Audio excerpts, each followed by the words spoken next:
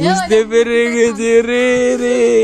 প্রত্যেকটা গরিব ঘরের মানুষকে এই দিনটা দেখতে হয়। তার কারণ কি বলুন তো, আমরা হচ্ছি গরিব, আমাদেরকে বাইরে সবাইকেই যেতে হবে। কেউ আমরা কিন্তু ঘরে সারা জীবন থাকতে পারবো না।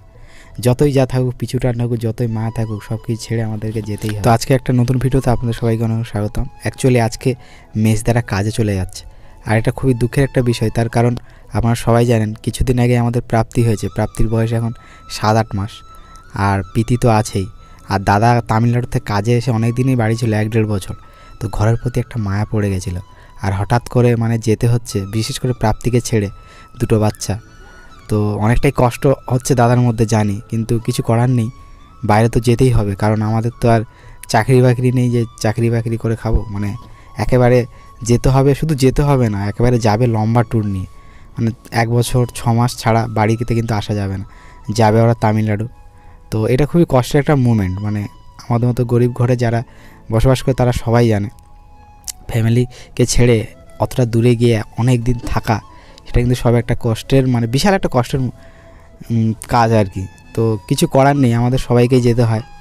আমিও গিয়েছিলাম একটা সময়, এখন হয়তো দোকান করার পর আর যাইনি, বাট ভবিষ্যতে হয়তো আরও যেতে হতে পারে। আর এটা বাস্তবকে মেনে নিতে হবে, কিচ্ছু করার নেই আমাদেরকে, মানে যতই কষ্ট হোক। আর মেজদা একা নয়, সাথে আমার বড় একটা ছেলে সুজয়, যে প্রণাম করলো যাচ্ছে।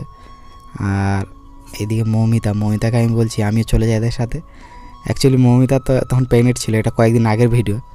তো মৌমিতা বলছে তোমার সাথে আমিও যাবো, চলো। এই যে সব ওরা ভ্যানে বসে গেছে, দেখতে পাচ্ছেন, ভ্যানটা ছেড়ে দিয়েছে, ওরা চলে গেল। আর একটা গাড়িতে লোকজন আছে, মানে টোটোতে করে।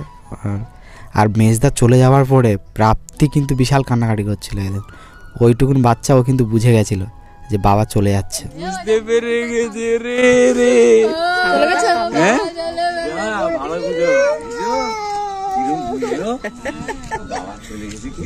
চলে গেছে ঝুমঝু কই বাবারে, জল বেরিয়ে গেছে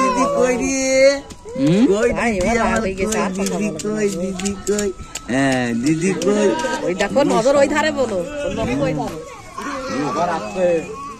আমার টিকিটটা কবে করবে বলো? টাকা জেনে গেছে দেখে।